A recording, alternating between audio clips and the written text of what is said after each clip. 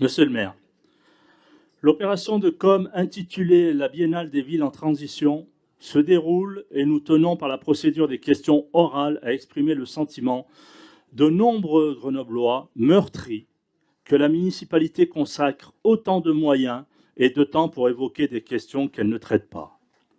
Nous tenons à protester aussi contre la privatisation politique de l'opération avec des intervenants d'extrême gauche, tels Fatima Wassak, pour laquelle le communautarisme est une invention de l'extrême droite, fustigeant évidemment les violences policières ou bien comme garant d'une analyse pointue, objective et impartiale de l'actualité.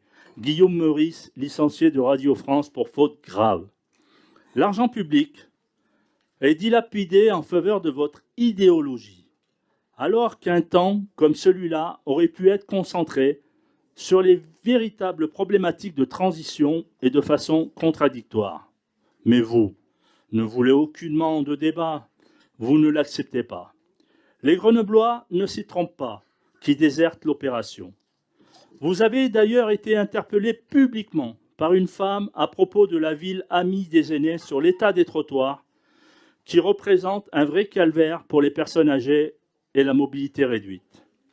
Pendant la biennale, un homme a été entre la vie et la mort pour être tombé dans une bouche d'égout ouverte, quartier de la Presqu'île, faisant suite à des dizaines de chutes de personnes âgées et à mobilité réduite. Pendant que vous discouriez sur les quartiers favorables à la santé en 2040, on voudrait savoir pourquoi 2040 et pas 2050. C'est une question.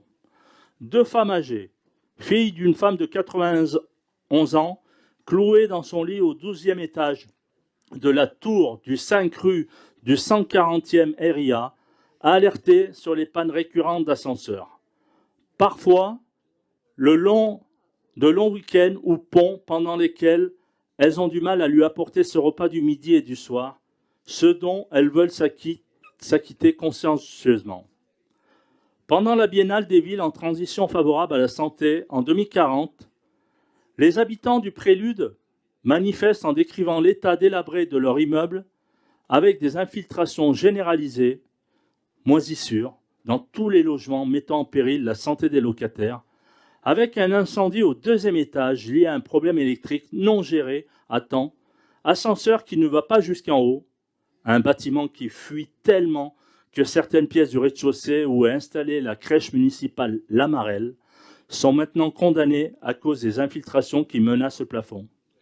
Pendant la Biennale des villes en transition, favorable à la santé, Zen 2040, une femme chef de famille habitant 50 places des Géants est contrainte de condamner une chambre tant les moisissures pourrissent la pièce et dégagent des odeurs pestilentielles, dormant avec ses enfants dans la même pièce.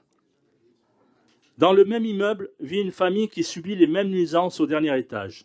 Pendant la Biennale des villes en transition favorable à la santé en 2040, 2 femmes, chefs de famille, vivent une vie insoutenable de dégradation 20 rue Christophe Turc, tentent de protéger leurs enfants et supplient vos élus de les sortir de là. Pardon ? Mais que font les élus ?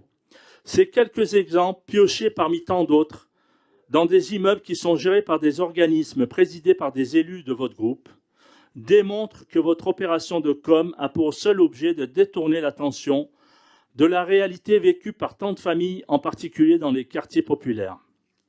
Pendant que vous discourez sur la santé en 2040, en 2025, Grenoble compte seulement 6,1 médecins pour 10 000 habitants, alors que la moyenne nationale est de 8,7 médecins et la moyenne iséroise de 9,4, démontrant que vous n'avez rien anticipé en matière de services d'aide à l'installation, de déplacement et de stationnement pour les acteurs de la santé.